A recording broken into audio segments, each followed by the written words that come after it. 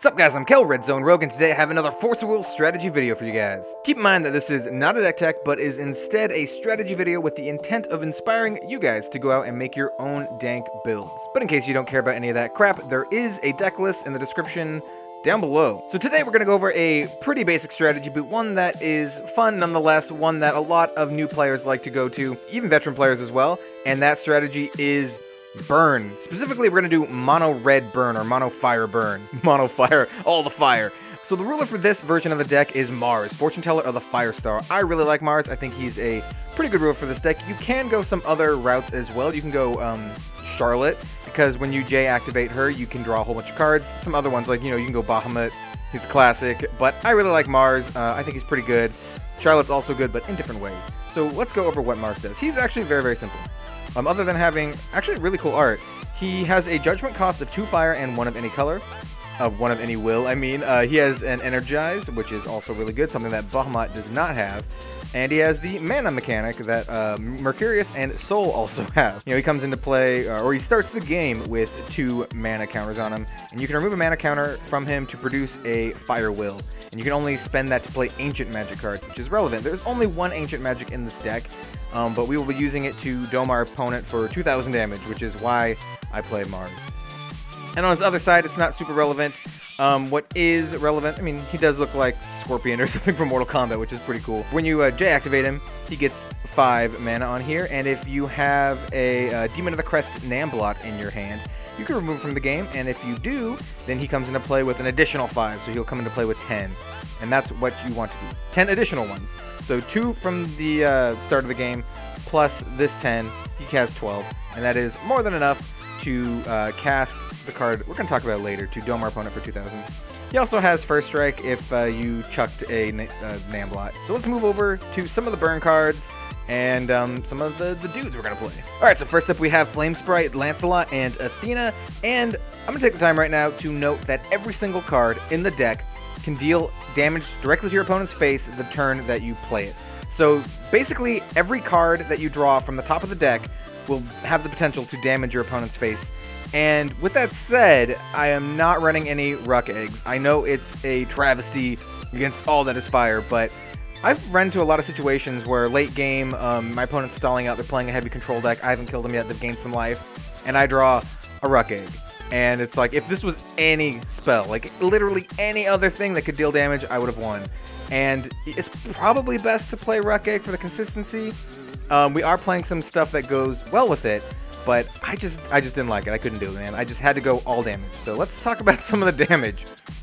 So first up, we have Flame Sprite. This card is a pretty good card. Is it a 200, 300 for 1 fire, which is pretty good. But it has flying, and it has swiftness.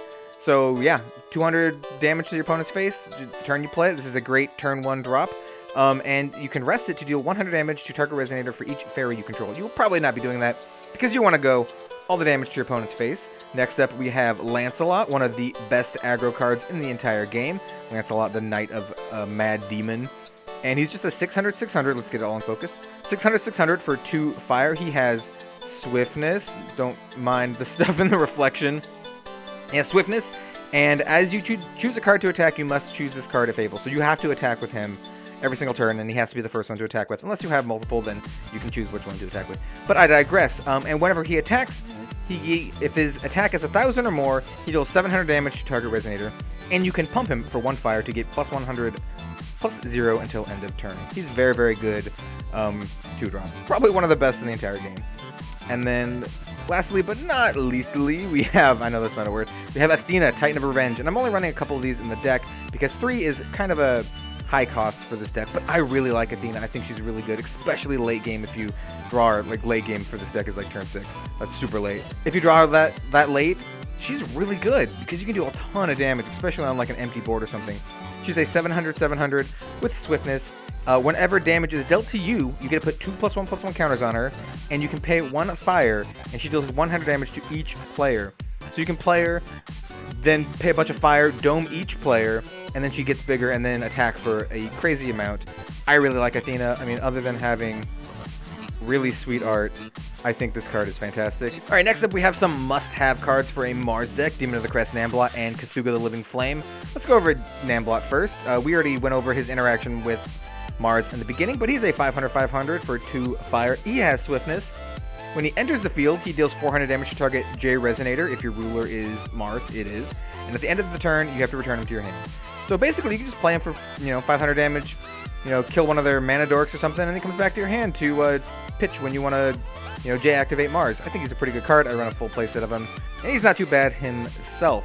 And then of course we have Cthulhu the Living Flame. Anyone who's played Force of Will for a decent amount of time knows what this card is. This card kind of helped to ruin the game at one point. It seems a little innocuous. It's a 500/500 for 2 of any and 1 fire.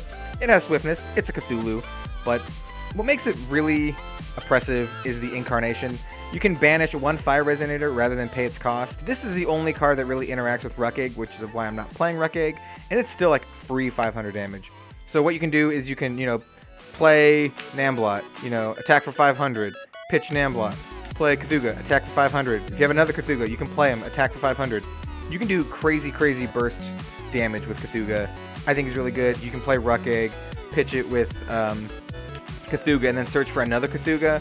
So that's like 1,000 damage to your opponent's face. But once again, I'm still a little torn on the whole Ruck Egg thing, but I like not having it. Everyone literally has Ruck Egg in their deck, but not me, I guess. Alright, and here we come to the most contentious card of the deck. This is Milest, the Invisible Ghostly Flame. He is a 600/300 for 2 fire, and most people would probably just swap him out for Ruck Egg. I know I keep talking about Ruck Egg, but it's basically everywhere these days. Anyway, what this card does, he is the only one with not swiftness, I should note, but when he enters the field, you get a knowledge counter on him, and you can, whenever another 6 Sage enters your field, you can put another knowledge counter on him. And you can remove a knowledge counter at any time to deal 300 damage to target creature, or target player, or Resonator. There comes my magic history through. But yeah, so you can play him. You can immediately remove a counter, deal 300 damage, and if you play another one, he gets another counter, in which you can remove to deal 300 damage. So if you play 1, that's 300. If you play 2, that's 300, and then another 300. And if you play 3 for some crazy reason, if you have 3, that's another 300, 300, and 300. It stacks up quite a bit. Since the ability is not like attacking, you can just bypass defenses and deal it straight to your opponent's face. It's not the best card. I think the new Melgus from the Vingolf set, which should be like right here right now if I'm remembering to do this in post, I think is also really good. He might be better than Milest. He's like, I know he has 600 attack, he has swiftness, and he only costs 2, which is, pretty on par. I think he has the same stats as Milest. But what he does is he makes it so no one can gain life, or at least your opponent can't gain life. I don't remember exactly what it is, but that's actually super good, so I might actually swap out all my Milests for the new Melgus. It's time to get to the burn. So we have up first Thunder and a Lightning Strike. We have 4 of each of these in the deck because they are probably the best burn spell in the entire game. I doubt they're going to print anything better than this. They already printed a functional reprint of Thunder. They're basically the same card. That's what I'm trying to say. They deal 500 damage to target player or J Resonator for 1 will, for 1 fire will. And you can play it at any time. They have quick cast or are instants. Basically, that means the same thing. Yeah, there's not much else to say. These cards are amazing, and since you have 2 different copies, you can play 8 of them. So yeah, that's sweet. Next up, we have Blood Boil and Split Heaven and Earth. So Split Heaven and Earth is a very good card. I'm only running 3 in the deck because honestly, I only own 3 of them. I would probably cut a Blood Boil for another Split. What it does is, it's a chant. It is not an instant. That is actually really important to note. It costs 2 will, 2 fire will. And it does 300 damage to each player for each special stone they have. So if you have some, if they have some, we are playing 2 special stones. I will go over that later.